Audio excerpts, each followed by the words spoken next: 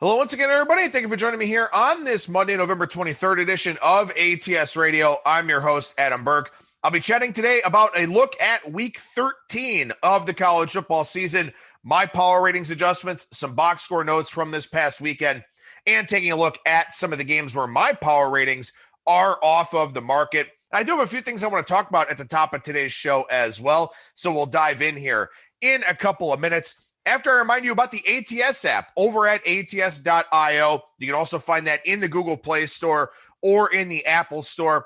Probably easier to search against the spread in the Google Play Store as well as the Apple Store. There are some apps that are titled ATS in those. But if you search against the spread, you should find us. If you don't, head to ATS.io, click on ATS app at the top of the page, and then you can download it right from our website. It'll send you the link to the Play Store app, so then you'll be able to get it right from there. Also, over at the website, my updated college football power ratings. We'll have opening line reports here in a little bit. My college football situational tips and betting trends piece already updated for this week as well. Lots of rivalry games. We'll be talking about that on the shows here this week, and I also mentioned that in that article over at ATS.io. Good promotion for Thursday night over at DraftKings Sportsbook for all users, not just new users. But if you don't have an account at DraftKings and you sign up through ATS.io, you can get up to $1,000 in a deposit bonus. Again, if you sign up through ATS.io. But on Thursday night, max bet $25, but it's a free $25 that you'll get if either team scores a touchdown in that Thursday night nightcap on Thanksgiving between the Ravens and the Steelers. Read about that over at ATS.io. And I'm sure we'll have plenty of other great sportsbook promotions to write up as this week goes along here, as these different sports betting operators put together their offers for this week's action. And look, we're always covering a lot of stuff over at ATS.io. We encourage you to check that out. Real quickly here, before I dig into my college football stuff, recording this afternoon for Wednesday's show with Kyle Hunter, recording tomorrow our regular show with Brian Blessing, then recording Thursday's show with Brad Powers. So still releasing one show per day. Don't want to overwhelm you with two shows and a lot of content. So still going to release one show per day this week, Monday through Friday. Friday, I'll do the circus segment as normal. But overall here for this week, regular shows Monday through Friday, but we are recording a little bit earlier with Kyle and with Brad. So lines may move, stuff like that. We're going to talk more college basketball on the recording with Kyle Hunter, so that'll be more longer-term content for you. But just want to give you that heads up here today on ATS Radio. All right, so taking a look at what's happening in college football. And look, there are a few things I want to mention here at the top of today's show before I talk about some of my power ratings adjustments, some box score nuggets, and some of the games where I'm off the market. One of the things I started thinking about here is that, right now, college football is probably the most difficult it has ever been to bet. We're seeing a lot of COVID protection lines out there, I think. For example, I have two really massive overlays this week. UAB against Southern Miss, and then Miami of Ohio against Akron. And what I think is happening here is that UAB and Miami of Ohio, teams that had some COVID issues, I think that the books are just trying to be really cognizant of the fact that they don't know exactly what the situations are for these teams. So I think what we're seeing is that teams that have well-publicized issues with COVID, where they've had games canceled, their power ratings have been adjusted down significantly. Either that or the sports books are just going to kind of wait and see where the market wants to put the number. So, like, for example, UAB and Southern Miss here, I have UAB a 27-point favorite against Southern Miss in that game. And when you look at what's out there in the marketplace right now, this line is going up, but it was 16.5 at the open. It's 18 or 18.5 now. So it is moving towards my number, and I do obviously agree with that line move. But like I said, I think what we have taking place here is that these teams that have widespread COVID issues, their numbers have been adjusted quite significantly. And that's not really something that I'm doing in my power ratings because, quite frankly, I don't know who has it and who doesn't. I don't know who's going to play and who isn't on Friday night. So more often than not, I'm probably just going to stay away from those games. But here in this one, I did play UAB at 17. Like I said, there were some 16.5s out there last night. I have a 10-point overlay in that game. Miami of Ohio and Akron, I think, is a really interesting one.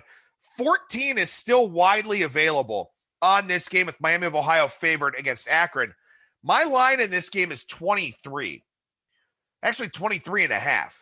So, to me, when you start sort of breaking this situation down, Miami of Ohio didn't play Ohio last week on Tuesday night. There were some COVID issues, I believe, within both programs for that one. But look, Akron was on the road at Ohio on November 10th, and Ohio was a 27.5-point favorite.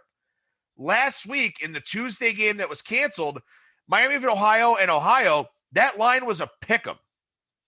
So how do we have this 13.5-point adjustment in this Miami and Akron number when Miami and Ohio were a pick'em the week, back on November 10th? Now, in fairness, Akron covered against Ohio, played really well. So, yeah, maybe Ohio's not a very good team. But still, we're talking about a 13.5-point adjustment in the number. And my line even reflects some semblance of an adjustment, given that my line is 23.5 and I'm only off by 9.5 points on the market instead of something like 13.5. So I have made an adjustment. And my number is still way off on that game. It did play Miami of Ohio at 14. I had to play this one. I just absolutely had to. But I think that's something that we're seeing right now in the betting market, is that I believe COVID-related concerns are leading to really big adjustments on some of these teams. So we don't necessarily know exactly what the COVID situation is, but what we perceive to be line value is in fact out there. And that's what I think makes this really, really challenging, is that I've got some pretty big overlays this week. Those are the two biggest overlays that I have, UAB and Miami of Ohio. But like I said, I think what we're seeing here is that we're seeing a lot of COVID overreaction, I would honestly call it. We've seen a lot of games where lines have moved based on COVID, and, it's kind of a 50-50 proposition in those. But that is something I wanted to bring your attention to here on today's show, is that when COVID is present, or when it has been the cause of game cancellations and postponements, I think its impact in the next scheduled game is being overvalued right now. So I don't know if Miami of Ohio is going to win and cover comfortably. I don't know if UAB is going to win and cover comfortably. But what I do know is that those two lines look wildly off to me. And the only explanation that I have is COVID, because of what I just said, that Miami of Ohio and Ohio was a pick'em game when Ohio was laying 27.5, 2 weeks from tomorrow, or 2 weeks ago from tomorrow. So to me, I think that is something that we're seeing a lot here in the marketplace. It is something that I kind of isolated in my article this week, and something I wanted to make sure that I mentioned here on today's show. The other thing is that, and this is something that we can account for from a power rating standpoint, we are seeing COVID-related opt-outs. We are seeing some teams now where I do think we can firmly question their motivation. So those are factors, and there will be a lot of games that look like they have inflated lines, but there's a lot more going on below the surface, like questions about motivation where the market starts to set that number, or COVID opt-outs, injuries, something like that. So those are things that are very much happening, and it's very hard to stay on top of all of that news and information as these weeks go forward here. So I do think that this is the hardest time I've ever seen in my career betting college football. And my, interest in betting goes back, about 14 years now. And my, position in this business goes back about a decade. So this is very unique to 2020, I think, but it also creates a very high variance, very uncomfortable environment for betting, I think.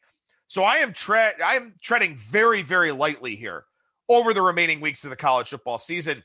And in part, part of that is because I have not done well over the last couple of weeks, and really just about every game we talked about on the show last week went against us. But again, I think that there's a lot at play here that we just don't really know, can't really account for. The markets aren't accurately accounting for either.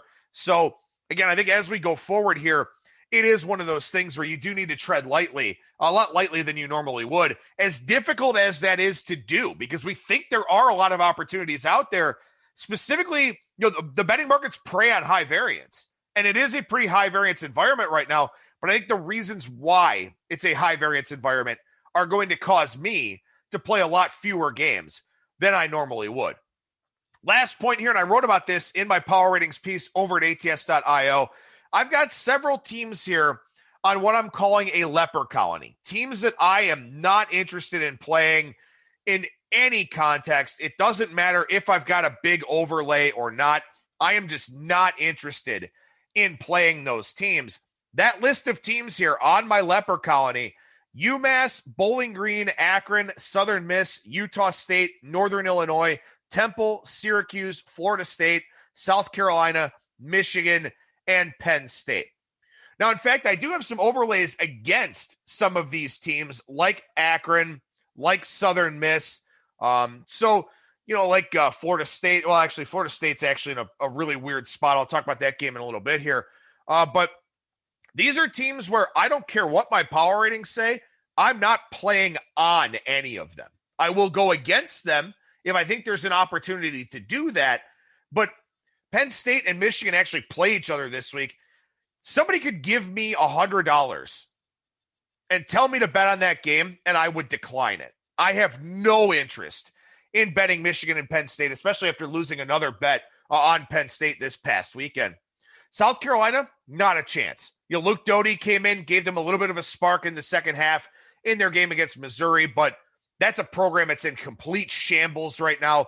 They don't know which end is up. A good effort from them against Missouri, but even this week against the Georgia offense that I don't think is good at all. And in fact, I've got a power ratings overlay on that game. My number is 15.5. Market now trending up. I'm seeing 21s out there in the global markets now. I still can't play South Carolina in that game, even though I've got an overlay in that one with a Georgia offense that's just not particularly good, although JT Daniels did play over the weekend and played very well, mind you, for the Bulldogs. So there's the reason for the adjustment in that game. But those teams that I mentioned, I don't care what my power ratings say, I'm not playing on them. Like I said, I will play against them, but I'm not playing on them. And I've always tried to operate under the idea and the pretense that you should never restrict yourself.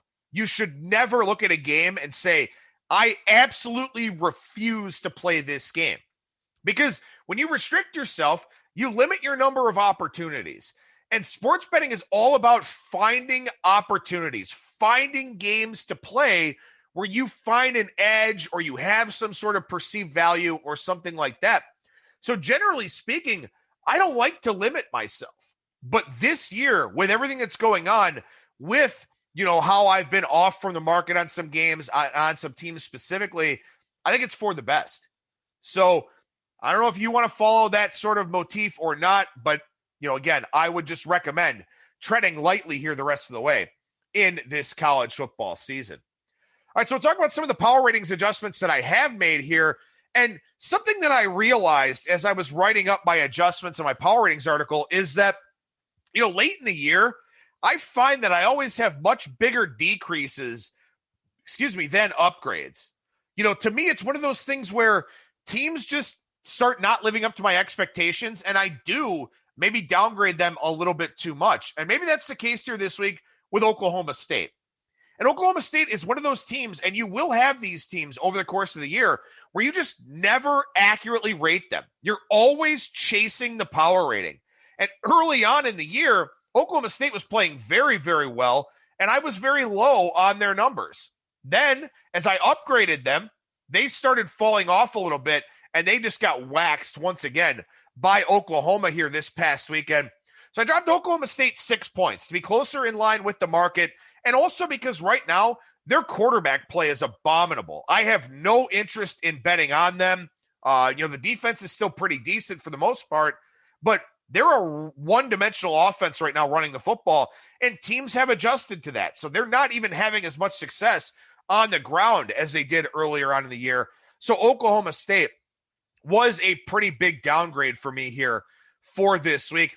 Another big downgrade for me here is UMass. UMass, look, I'm not playing on them anyway, so it's kind of irrelevant. It's almost nominal, to say the least. But, UMass was getting 32 against Florida Atlantic last week, and Florida Atlantic is a team averaging 20 points per game. Oddly enough, of course, FAU winds up with 24 points, I believe, in that one against UMass, but I still lowered the Minutemen, dropped them 5.5 points. And again, I'm not going to be on or against them more often than not, but just, try to get my power ratings to be accurate, especially because now we start thinking about how we're setting up power ratings for next season. And obviously UMass, clearly the worst team in FBS. Northern Illinois went down 5 points for me. Like I said, they're one of my leper colony teams. No interest in taking them. Temple also down 5 points here this week. They're on like their 12th string quarterback. They've had major injury issues. They started the year late because of COVID cases. Temple, not a team I want to play on at all, but a team I will go against if the opportunity presents itself. I don't think it does this week with Cincinnati off of that massive win against UCF, laying 35.5 in Philadelphia against Temple. Southern Miss dropped them 4.5 points. In fact, they played well last week, but I was off of the market number against UTSA. Market was 8.5 or 9 in that game. I had that line 2. It played closer to my expectation, but I still had to adjust Southern Miss because I was so far off of the market for that matchup. And if I hadn't adjusted Southern Miss, I'd still be 5.5 points off of this week's UAB game instead of being 9 or 10. I did upgrade Kent State. Upgraded Kent State 4 points. Not a great first half against Akron, but they made adjustments. Sean Lewis does a phenomenal job of doing that in the second half. And also, this Kent State team, dating back to the second half of last season, they've been really good, and they've gotten to the window a lot. So one of the reasons why I did move Kent State up 4 points is because I think perception will be quite high on this team as we go forward here, because they've been covering numbers, because they have been a very improved football team over the last calendar year. So I did bump Kent State up quite a bit, 4 points here in my power ratings. My line for their game against Buffalo is 11.5, seeing 9.5, maybe a straight 10 out there in the marketplace for that Kent State versus Buffalo matchup. And by the way, the MAC now playing on Friday and Saturday instead of playing those weeknight games. Another adjustment here for me in my power ratings this week, a couple of adjustments down. Syracuse -4, they're a mess. Penn State -4. I have paid my dues on Penn State this year. I have lost multiple Penn State bets. And again, their box scores have looked a lot better than their results have. That was not the case this weekend against Iowa. They just got beaten soundly in that game. Another 4-point drop for me on Penn State, and I'm still not sure I'm low enough on the Nittany Lions. Lastly here, Nebraska -4, and this is one I did wrestle with for a little bit, but this is a team that absolutely positively cannot take care of the football right now. So they're a team that I actively want to play against because they're just giving up possessions. And even when they move the football, they're not finishing off their drives. They're throwing end zone interceptions and all of that. So Nebraska is not a team that I have any interest in playing right now. And in fact, I'm still a little bit cheap on their number against Iowa. I have it 12.5, market showing 14 here. But still, Nebraska just not a team that I would have any interest in playing on here the rest of the way.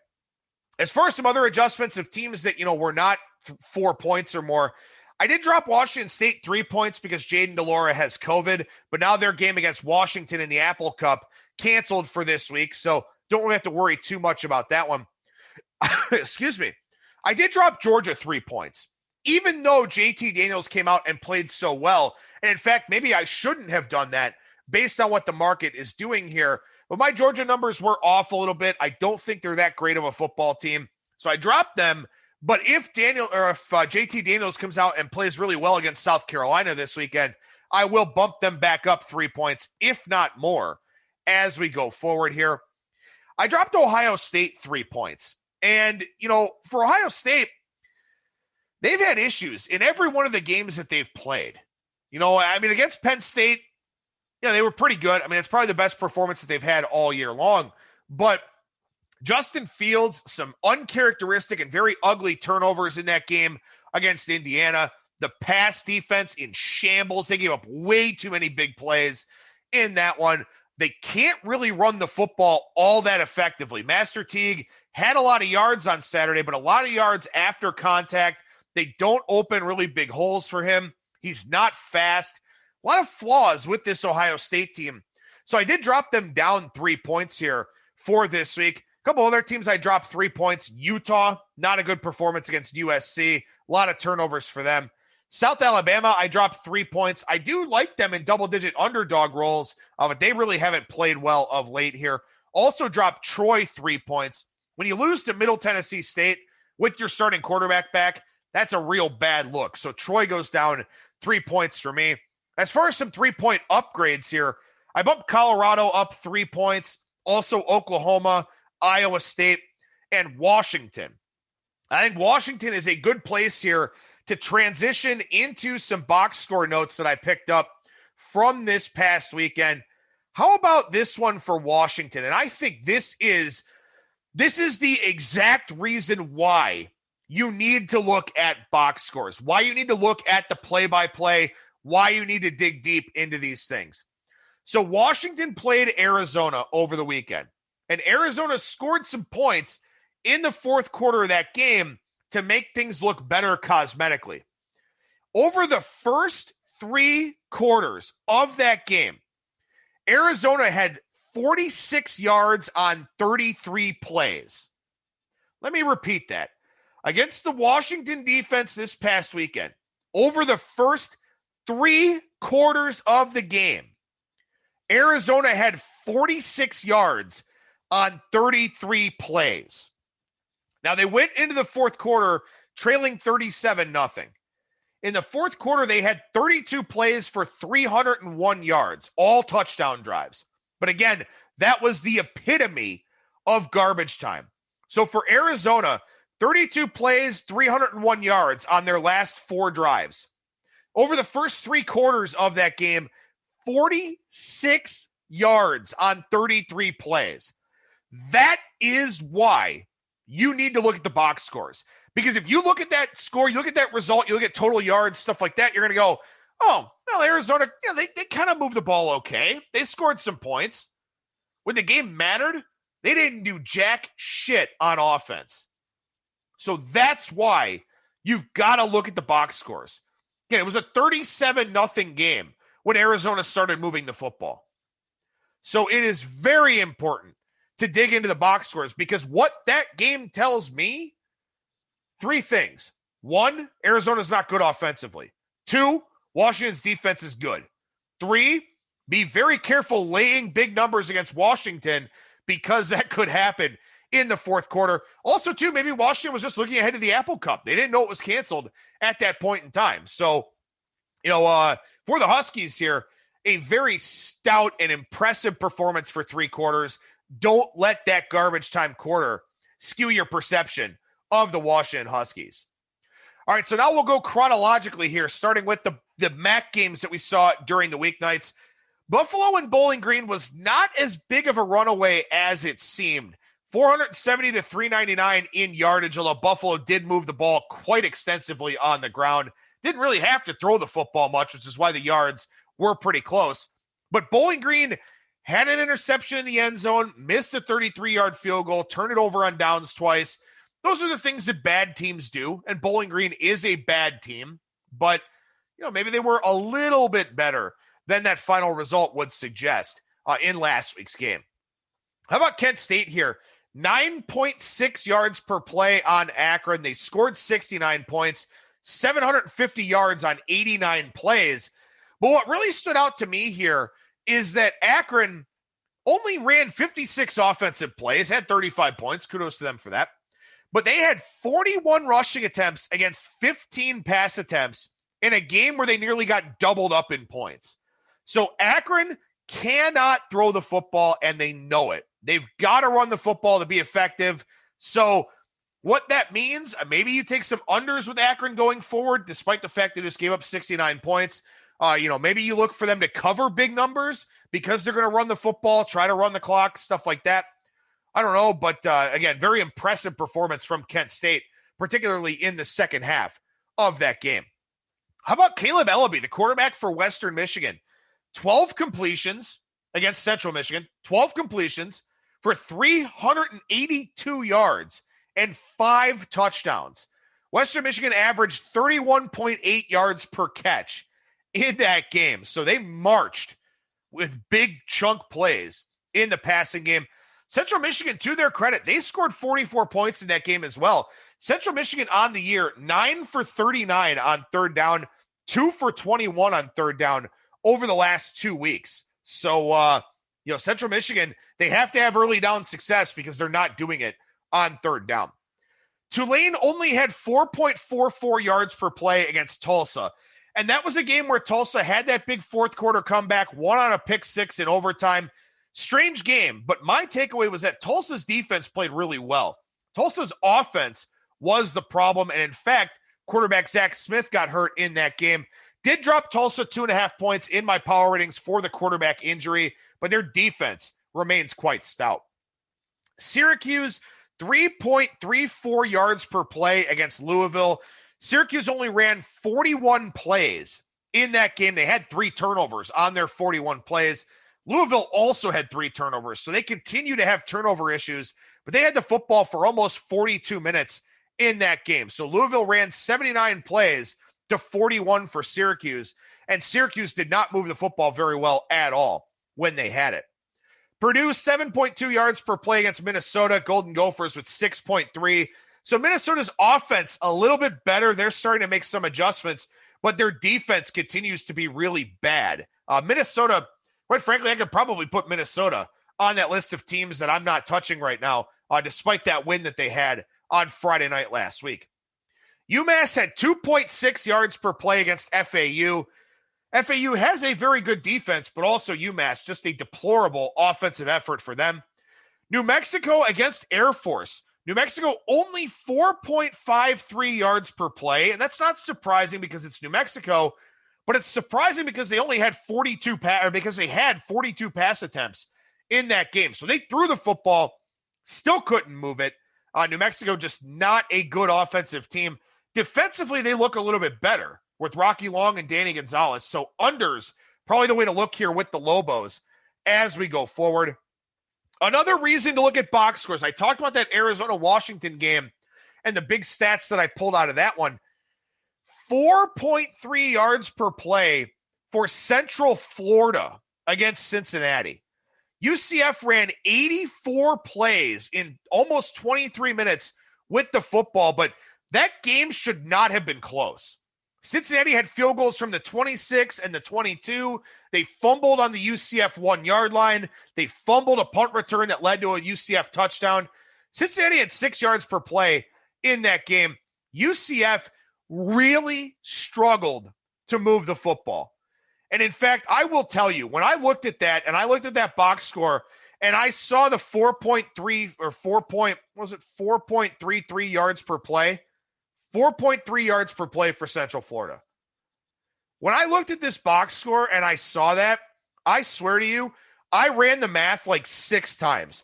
I was like, there is no way in hell that is accurate. I just ran it again. 359 yards on 84 plays for Central Florida. I couldn't believe it when I saw that. I was blown away. So, Cincinnati wins that game by 3. And we all think, okay, that was a really close game. The fact of the matter is, it was not. Cincinnati was the team that left points on the field. And I know UCF covered, and credit to them for that. But I bumped Cincinnati up 3 points in my power ratings off of that performance. May not even be high enough. But Cincinnati held UCF to 4.3 yards per play. That is a stunningly impressive defensive performance against a very good UCF offense. Cincinnati is legit. Now, I don't know if they get in the college football playoff, and if they do, they'll run into Alabama, and that's going to be a very hard game for them. But that Bearcats team is damn good, and Luke Fickell, even though that score was close, Luke Fickell made himself several $1 million beating UCF in that game. Because when coaches look at the box score, when they look at the performance, the actual gameplay itself, when athletic directors look at that, they will be blown away by what Cincinnati did defensively in that game. Very, very impressive performance for them. Coastal Carolina, 6.7 yards per play against App State. App State, 5.5. App State just had the football longer, 21 more offensive plays than Coastal. Coastal was really good in that game. I know the pick six covered for them and all of that, but they were really good in that game. They deserved that game, and I did bump them in my power ratings once again here for this week. Wisconsin and Northwestern, a game that set offense back 20 years. Wisconsin, 4.55 yards per play. Northwestern, 3.87. Northwestern's defense is legit. The offense appears to be legitimately bad, too. So a very tough team to power rate, I think, the Northwestern Wildcats.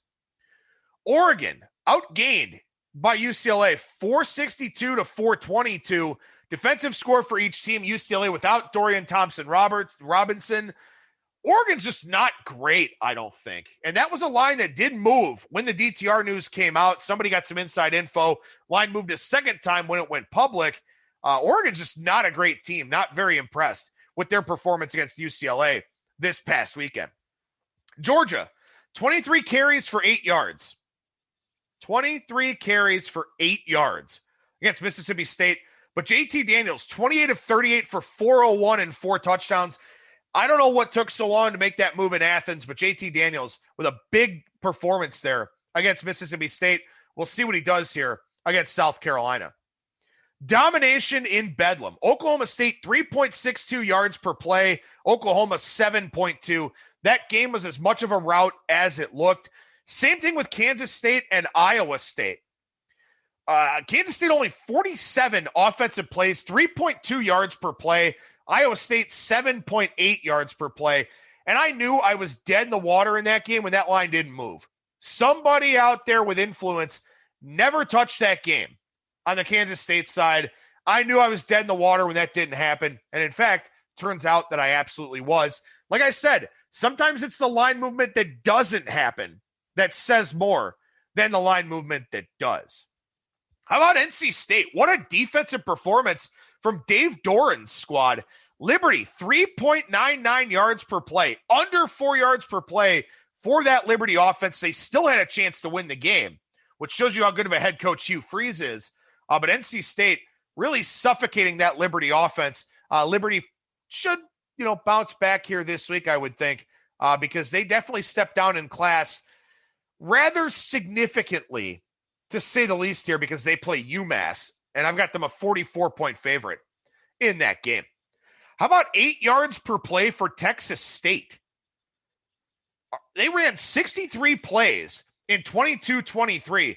Arkansas State outgained Texas State by 149 yards, but they ran 27 more plays than the Bobcats. Very up-tempo game there in that one between Texas State and Arkansas State. How about this one? Again, another reason to look at box scores. So Arkansas loses by 3, 27-24 to LSU. Arkansas outgained LSU 443 to 419, even though LSU ran 38 more plays. LSU ran 91 plays to Arkansas's 53. Arkansas still outgained LSU in that one. Arkansas was 0 for 10 on third down. LSU was 12 for 23. That was the big difference there. LSU blocked a field goal to avoid overtime, but an impressive performance offensively again for Arkansas. They have defensive issues. There's no doubt about that, but they had 9 yards per play against Florida in that game 2 weeks ago. They outgained LSU here, even though LSU ran 38 more plays. Arkansas's offense is legit with Kendall Briles. The defense, though, does have some issues, to say the least. Western Kentucky had 38 points with just 278 offensive yards, and they were 1 of 11 on third down. They had a strip six and a pick six on back-to-back plays in the third quarter. So that helped Western Kentucky's performance look a lot better than it actually was. Iowa and Penn State, neither team great offensively. Both teams under 5 yards per play. Penn State -3 in turnover margin, had 2 turnovers on downs, threw a pick six. Penn State, just all sorts of issues for them. How about Oregon State here? They were outgained 439, to 360. But the Beavers, 7 yards per play. Cal ran 30 more plays in that one. So again, you want to look at a yards per play standpoint as opposed to just looking at total yardage numbers and stuff like that. So lots of box score nuggets here on today's show. We'll finish up with some games where I am off the market a little bit and some games that I am interested in playing here. I'm off market on Colorado State and Air Force, and this is one that has come down early in the betting process here on Monday morning. In fact, this was starting a little bit on Sunday night. I have this one virtually a pick 'em. I've got Air Force minus a half a point. This one was 6.5, as I said, now down to 6. Look, Air Force was laying 8 against New Mexico last week. And that was a line that was, opened at 7, got bet to 10, kind of bounced around a little bit. I don't think Colorado State and New Mexico are 1.5 or 2 points off on a neutral field. This line was too high. And I don't know if it's because Colorado State didn't play last week. Again, that COVID inflation, stuff like that. But I think Colorado State with Steve Adazio, who's seen the option a lot, I think the Rams are a good play here. Find a 6, get it quick, because they are going away here as we get into the betting process. Like I said, Southern Miss, UAB. I've got UAB a much larger favorite. Did play that one at 17. It's now up to 18 in the betting markets. Georgia Southern and Georgia State. This one is moving against my number here. And I don't really know why. Maybe it's because Georgia Southern's played well the last 2 years. I don't know. I have Georgia State a 5.5 point favorite in this game. Market showing Georgia Southern now a 1.5 point favorite. So this one is moving against my number, which is, always concerning for me. But I like Georgia State here. So, look, I've got an overlay. I think wrong team is favored now in this spot. I will take a piece of Georgia State, and I will also take a piece of the money line as more books post those prices. I am going to wait and see how much higher this line does go, but I will be on Georgia State here in that matchup. Another one where I've got an overlay here, and this one's starting to move towards my number as well, so you might want to get on this one early. I've got Charlotte a 6.5 point favorite against Western Kentucky. Market now up to 2 in this one. Going through some key numbers, 3, 4, 6 area. I think Charlotte's a very good team. I think Charlotte was the right play last week against Marshall. That was a line that did move down right before that game was, or not, actually moved up a little bit before that game was canceled due to COVID. But I like Charlotte here. Again, another team where COVID is an issue, so the line comes out a little bit cheap. I like Charlotte against Western Kentucky. I've got it 6.5, market now actually up to 2.5 as I'm talking here on today's show. Rutgers and Purdue. This one also moving against my number here. Maybe people expecting a letdown from Rutgers off of that near miss against Michigan. But I have this one 6.5, market showing 12.5, 13 now. I don't get it. I think that line is too high. I don't think Purdue is a great team. I don't think Purdue is a great front-running team. Purdue probably should have won last week. I do believe that to be true. But I just don't think Purdue is that great to be laying these really significant numbers against the Rutgers team that is obviously very, very much improved here for this season. I already talked about Miami, Ohio, and Akron. And again, like I said, I don't know how this number is 14 when Akron was a 27.5 point dog to Ohio a few weeks ago, and Miami of Ohio and Ohio was a pick'em game. I don't get it. I think the market has overreacted here to Miami of Ohio's COVID issues. Miami of Ohio is very much the play for me in that one. Kansas State, Baylor. Now, I lowered Kansas State here this week, and I still have this line Kansas State plus 1.5, market showing 5. I don't think Baylor is very good. I think Kansas State is still a decent team despite last week's ghastly performance. That's one that I'm definitely keeping an eye on here, where I have not jumped in on Kansas State yet, but I think there is a good chance that I do that as this week goes along. And finally, my favorite power ratings play here of the week outside of Miami of Ohio is Ole Miss. Ole Miss, you can find minus 10 out there in the market against Mississippi State for Saturday's Egg Bowl. I have it 16. And I think there is nothing more that Lane Kiffin would enjoy than blowing out the program's rival when Mississippi State has all sorts of issues. I know that Ole Miss's defense is not particularly great, but Mississippi State's offense is not good either. And Ole Miss's offense is fantastic. And we just saw from what Georgia did, you can throw on Mississippi State's defense. I think Ole Miss can name the score here in this one. I really like them as a 10-point favorite. My number is 16. Favorite play of the week here for me. But as I said, I think you got to tread lightly here with everything going on in college football right now, with the odd pricing of these COVID situations and stuff like that in the marketplace. I think you tread lightly. There are some games I played here for this week. Like I said, UAB, Miami of Ohio, Ole Miss, I took at 10 already. There are some games I have played, but by and large, on the whole, I'm going to tread very, very lightly this week and as we go forward here with the remainder of the college football season. Tuesday, we'll chat with Brian Blessing about the NFL. Wednesday, college football and college basketball with Kyle Hunter.